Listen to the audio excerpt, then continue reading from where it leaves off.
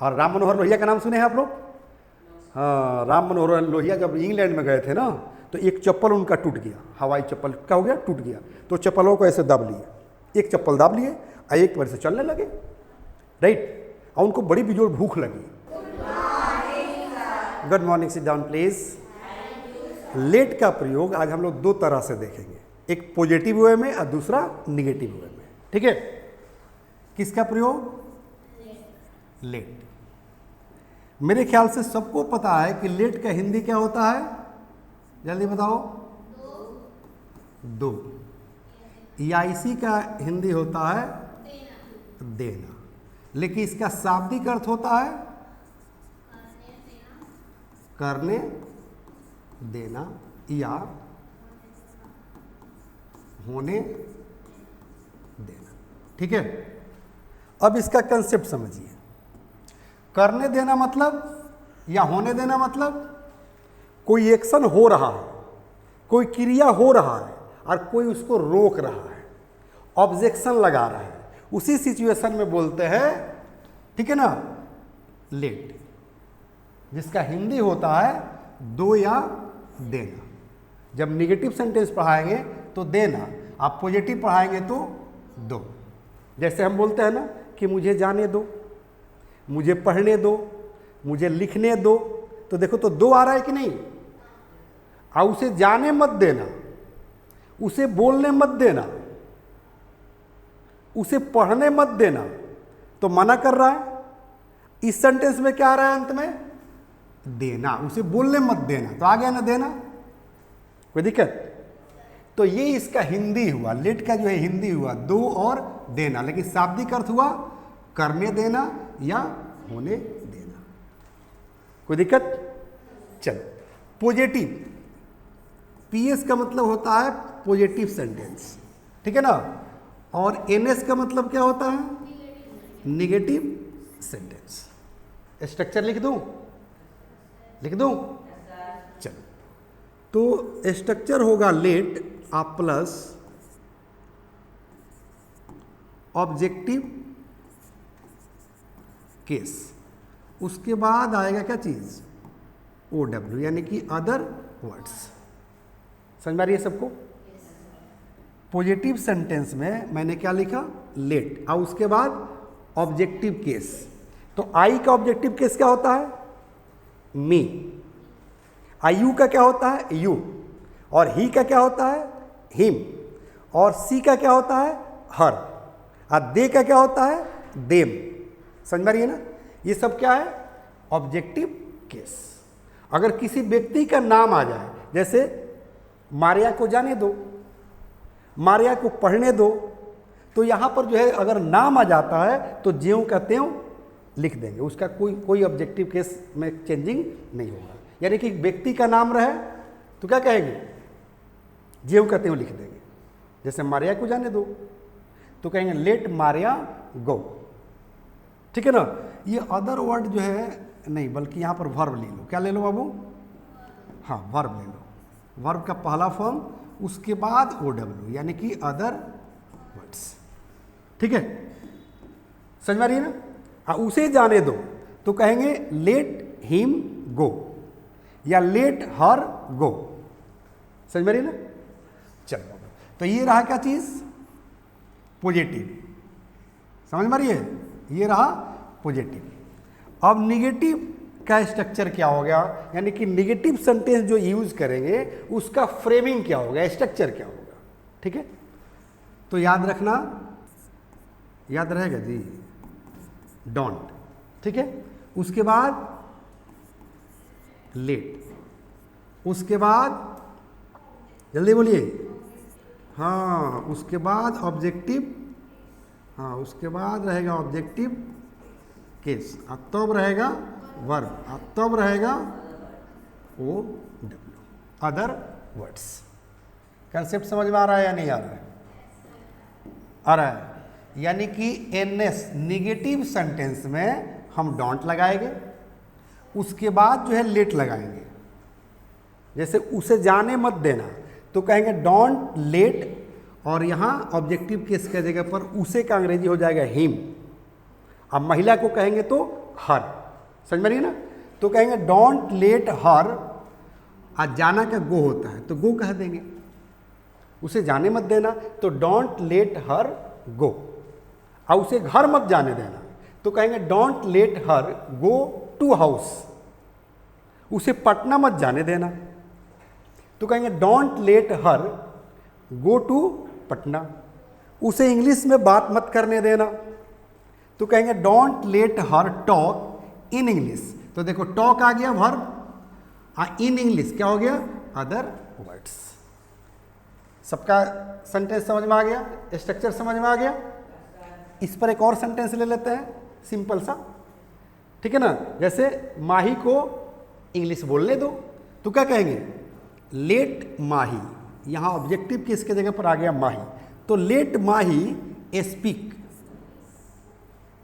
Verb हो गया, और ओ डब्ल्यू में क्या आ गया, इंग्लिश, यानी कि लेट माही स्पीक इंग्लिश, माही को इंग्लिश बोलने दो। स्ट्रक्चर समझ में आया कि नहीं आया। तो ये रहा स्ट्रक्चर नंबर 1 किसका, पॉजिटिव सेंटेंस का, और नेगेटिव सेंटेंस का ये 2 मान लो आप लोग। अब सेंटेंस बनाना तो बिल्कुल इजी गोइंग है कि नहीं, बना दें। जो हम ओरल में सेंटेंस बोल रहे थे उसको क्या करना है, रिटन में दे देना है, राइट और रॉन्ग। और इंपरेटिव सेंटेंस में हम बताए थे ना कि stand up, please stand up, stand up, stand up मतलब खड़े रहना है बेटा, जब तक बोलेंगे नहीं तब तक खड़े रहना है, स्टैंड अप, समझ में रही है ना। सिट डाउन जब कहेंगे तो बैठ जाना है, लेकिन अभी कहे नहीं है, डोंट वरी, स्टैंड अप आपके लिए पनिशमेंट है, आप खड़े रहेंगे, बदमाशी कर रहे थे क्लास में, ओके। चलिए, तो ये स्ट्रक्चर समझ में आ गया, कोई दिक्कत। चलो अब देखो, अब हम सेंटेंस बनाएंगे। जैसे मान लो हमने कह दिया कि लेट मी स्पीक इंग्लिश, ठीक है। चलो इसका हिंदी क्या समझ पा रहे हो, करे कि लेट मी स्पीक इंग्लिश, मतलब मुझे इंग्लिश बोलने दो, ठीक है। और कहा कि लेट मी स्पीक भोजपुरी, मुझे भोजपुरी बोलने दो, मुझे मराठी बोलने दो, तो let me speak Marathi, Urdu, Japanese, Chinese, कोई भी लैंग्वेज ले लो यार, ठीक है ना, कोई दिक्कत। सेंटेंस समझ में आ रही है। अब इसी सेंटेंस को हम अगर निगेटिव कर दें, क्या कर दें बाबू, निगेटिव कर दें, क्योंकि निगेटिव ही सीखते चलना है। इसका हिंदी का निकल रहा है कि मुझे इंग्लिश बोलने दो, इसका निगेटिव बनाना हो कि मुझे इंग्लिश मत बोलने दो। हाँ, तो क्या कहेंगे, जल्दी बोलो। हाँ, don't let me speak English, यही होगा ना बाबू, ठीक है। मुझे चाय मत पीने दो, तो कहेंगे don't let me take tea. बोलने के लिए और भी बहुत सारे तरीके हैं कि don't allow me to take tea, don't permit me to take tea. बोलने के बहुत सारे तरीके हैं, अलाउ से भी बना सकते हैं, परमिट से भी बना सकते हैं, लेकिन हम पढ़ रहे हैं इंपरेटिव सेंटेंस। और इंपरेटिव सेंटेंस संडे स्पेशल में, फैमिली पैक में 26 चैप्टर से 23 चैप्टर से, लेकिन इंपरेटिव सेंटेंस पर आज हम लोग का तीसरा क्लास है। कौन सा क्लास है, तीसरा क्लास है। क्लियर कर दे पहले, 23 जो है क्लास है, कौन सा क्लास होगा, 23 क्लास हो गया इंपरेटिव सेंटेंस। और इंपरेटिव सेंटेंस में हम लोग का ये तीसरा क्लास है। किस में, हाँ, इंपरेटिव सेंटेंस में। प्रियंका कभी कभी तुम भूल जाती हो, इंपरेटिव सेंटेंस का पार्ट चल रहा है। क्या चल रहा है, इंपरेटिव सेंटेंस का पार्ट। अभी बहुत सारा चीज़ इंपरेटिव सेंटेंस में ही हम लोग को सीखना है, ठीक है। चलो मात्र एक सेंटेंस जो है हम लोग सीखे हुए हैं इस पर। चलिए अब यहाँ पर जहाँ पर मी कह रहा है, देख रहे हैं ना, क्या कह रहा है, मी कह रहा है। अब इसको चेंज कर देना है, ठीक है ना। उसे इंग्लिश सीखने दो, उसे चुनाव लड़ने दो, उसे बोलने दो, उसे बैठने दो। समझ में आ रही है ना? Any problem? जहां मी आ रहा है ना, अब इसको चेंज करेंगे, ठीक है ना। बोल रहे थे ना कि उसे मत बोलने दो, तो जहां मी कह रहा है ना वहां पर हिम हो जाएगा, नहीं तो हर हो जाएगा। समझ में आ रही है ना? लिख दूं क्या? कुछ नहीं करना, लिखने की आवश्यकता भी नहीं है बाबू, यहां पर सिर्फ कर दो ना, देखो हिम, और यहां पर क्या कर दो, हाँ यहां पर जो है हिम कर दो, ठीक है ना। किसी पुरुष को कह रहे हैं ना तो हिम कर देंगे कि लेट हिम स्पीक इंग्लिश, उसे इंग्लिश बोलने दो। Don't let him speak English, उसे इंग्लिश मत बोलने दो। किसी महिला के लिए अगर यूज कर रहे हैं तो अब हिम नहीं कहेंगे, क्या कर देंगे बाबू, हर कर देंगे। क्या कर देंगे, यहां पर हर कर देंगे, यानी कि लेट हर स्पीक इंग्लिश, उसे इंग्लिश बोलने दो, ठीक है। और यहां पर don't let her speak English, उसे इंग्लिश मत बोलने दो। समझ में रही ना? मतलब हमको ऑब्जेक्टिव केस जहां लिखे हैं ना वहां पर चेंज करते जाना है, ठीक है। जैसे मोदी जी को बोलने दो तो क्या कहेंगे, let mister Modi speak English. अगर मोदी जी को इंग्लिश बोलने दो तो कहेंगे कि लेट मोदी स्पीक इंग्लिश। जरूरी नहीं कि हम मिस्टर मोदी की बात कर रहे हैं, प्रधानमंत्री की बात कर रहे हैं, समझ लेना, हम मोदी की बात कर रहे हैं, मे बी कॉमन मैन।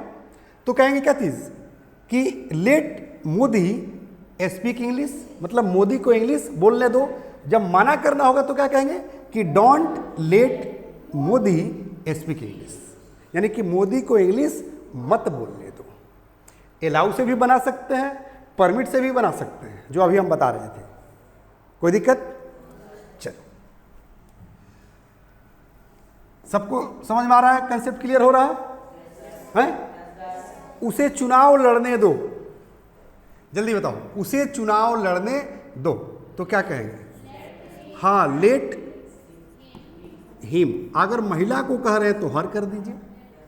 और चुनाव लड़ना का अंग्रेजी होता है फाइट दी इलेक्शन, तो क्या कर देंगे, फाइट दी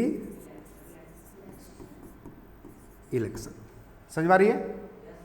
यानी कि लेट हिम फाइट दी इलेक्शन या लेट हर फाइट दी इलेक्शन। अब हिम और हर का कंसेप्ट क्लियर हो चुका होगा मेरे ख्याल से। अब देखो, अगर सेम चीज हमें निगेटिव में बनाना होगा, क्या करना होगा बाबू, निगेटिव में बनाना होगा, तब क्या करेंगे बताओ, हाँ तब कहेंगे हम डोंट, हाँ लेट हिम या हर, क्योंकि ये मना कर रहा है। क्या कर रहा है, मना कर रहा है कि डोंट लेट हिम या हर फाइट द इलेक्शन, नहीं बेटा दी इलेक्शन, क्योंकि इलेक्शन ई से शुरू हो रहा है और ई जो है वॉवेल लेटर है ना, तो दी उच्चारण हो गया यहां पर, दी। क्योंकि मैंने बताया था ना बेटा कि द को द कहां पढ़ते हैं और द को दी कहां पढ़ते हैं। वॉवेल लेटर से कोई वर्ड शुरू हुआ हो, वहां पर द लगा हो तो वहां पर दी पढ़ते हैं। कॉन्सोनेंट लेटर से कोई वर्ड शुरू हुआ हो और वहां पर द लगा हो तो वहां पर हम द पढ़ते हैं। समझ में आ रही है ना? तो देखो, तो यहां ई क्या है, कॉन्सोनेंट है कि वॉवेल है, वॉवेल है, तो यहां पर दी पढ़ेंगे। कोई दिक्कत है? अच्छा एक बात बताओ, अगर कहना हो कि उन लोगों को क्रिकेट खेलने दो, हाँ लेट देम, जल्दी बोलो, हाँ ये सेकेंड सेंटेंस था ना बाबू। सेंटेंस तो उसमें बहुत सारे हम बनाए हैं, लेकिन रिटन में सेकेंड हो गया, ठीक है। चलो, जैसे लेट देम प्ले क्रिकेट, मतलब उन लोगों को क्रिकेट खेलने दो। अब उन लोग को क्रिकेट मत खेलने दो, तब क्या करेंगे बोलो? हाँ, तब कहेंगे हम, हाँ, डोंट लेट देम, होगा ना? Don't let them play cricket. कोई दिक्कत? मतलब पॉजिटिव और निगेटिव दोनों टाइप का सेंटेंस आप बना ले रहे हैं।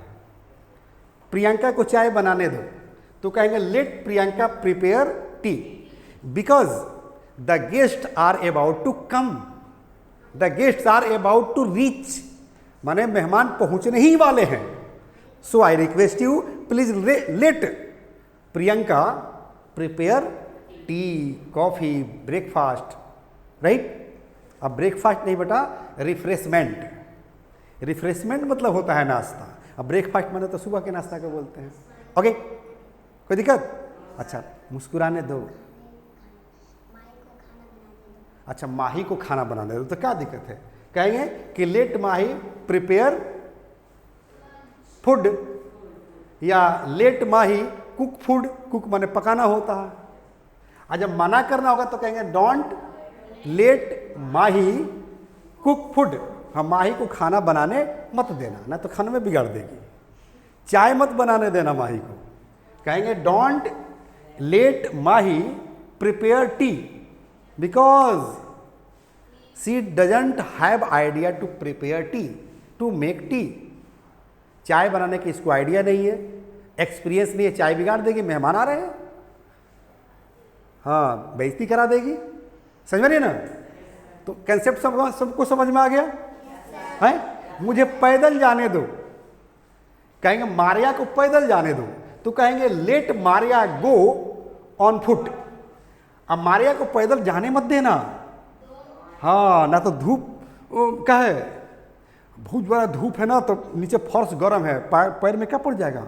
छाला पड़ जाएगा।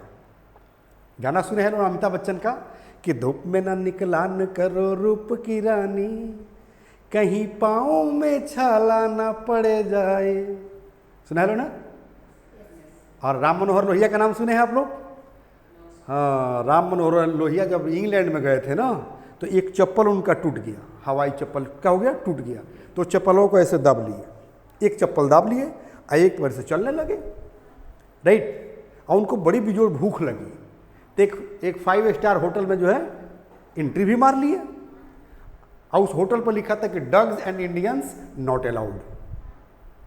क्या लिखा था होटल पर?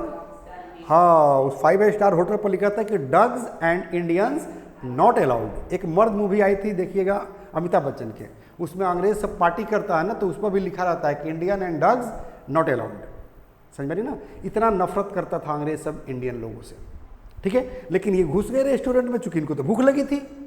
अब 5 स्टार जो है रेस्टोरेंट होटल था, अब वहाँ का सारा जो भी कस्टमर था सब जो है पगला गया, करे ये भिखारी कहाँ से घुस गया, क्योंकि एक चप्पल कहाँ था? यहाँ था, एक के पैर में चप्पल था। समझ में ना? अब होटल का मैनेजर भागे भागे आया, जब कस्टमर सब हंगामा किया तो मैनेजर पूछा कि आप कौन हो? Who are you? From where are you?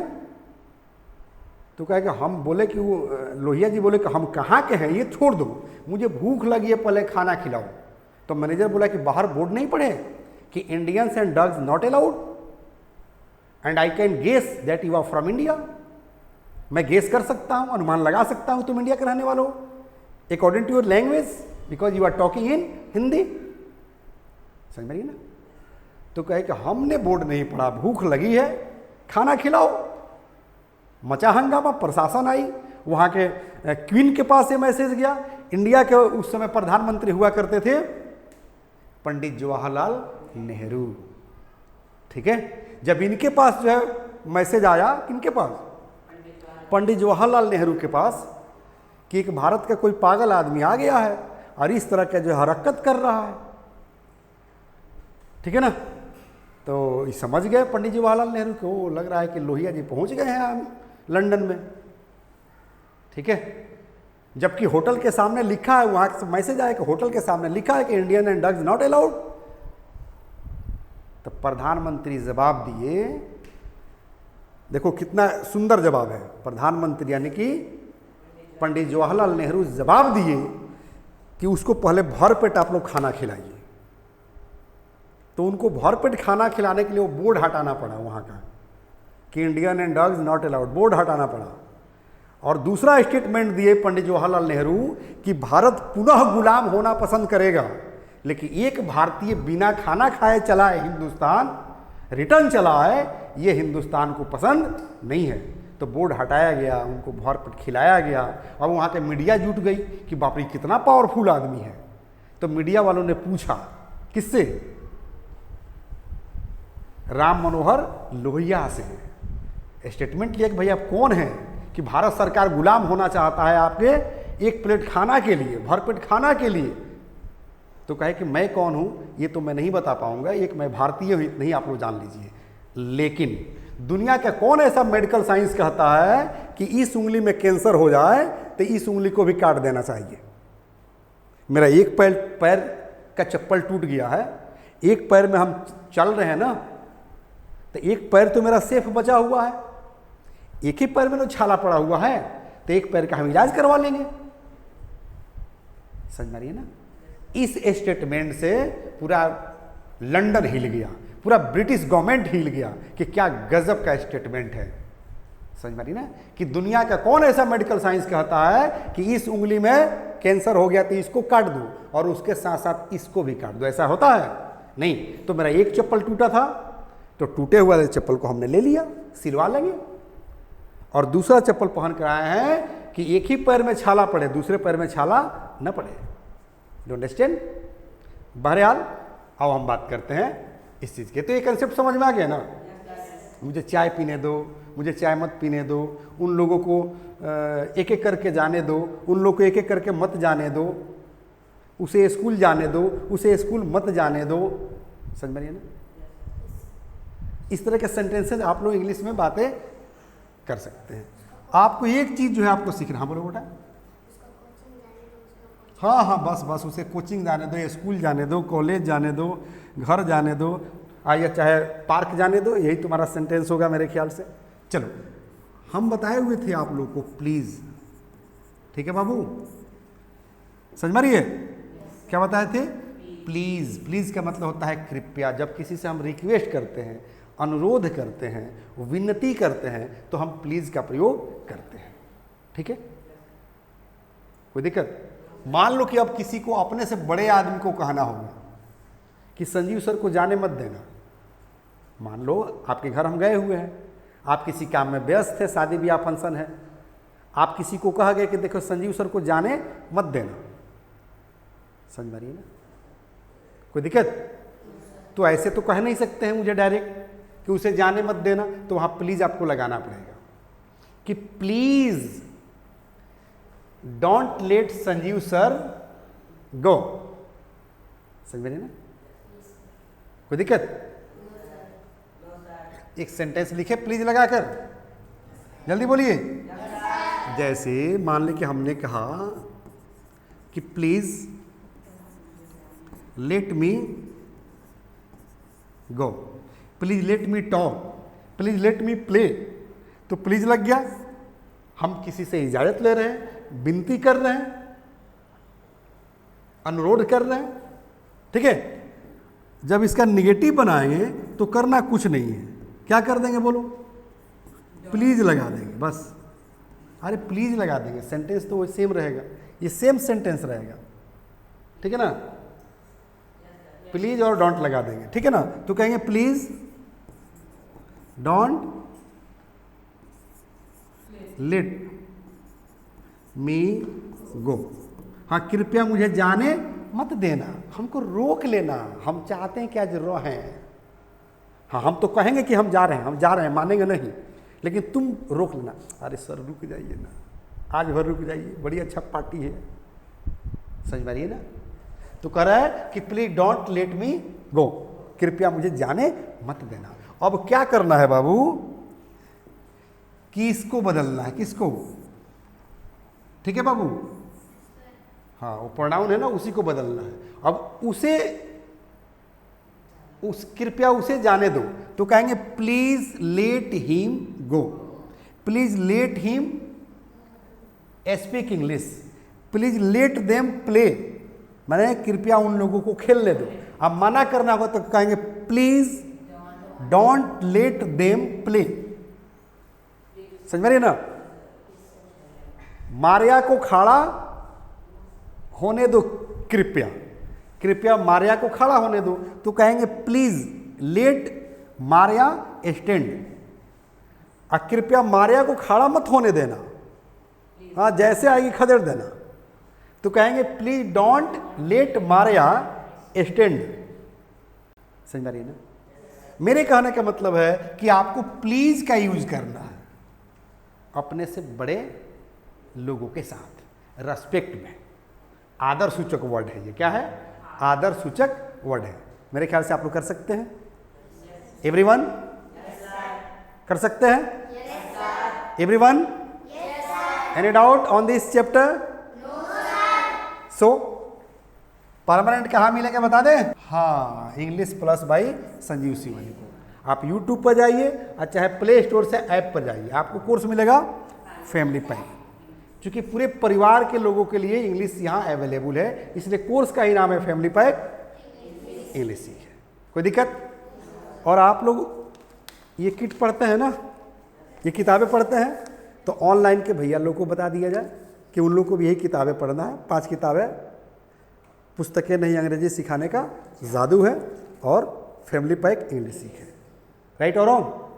तो ऑनलाइन के भैया भी इसको ऑर्डर करेंगे, मंगाएंगे और बिंदास इंग्लिश सीखेंगे। आगे ले लें एक छोटा सा break. Thank you, have a nice day. जय हिंद, जय Bharat. The first step towards achieving your dreams is having the right coach. Get the best education with English Plus by Sanjeev Sivaneer and make your spoken English dreams come true. Download the app now.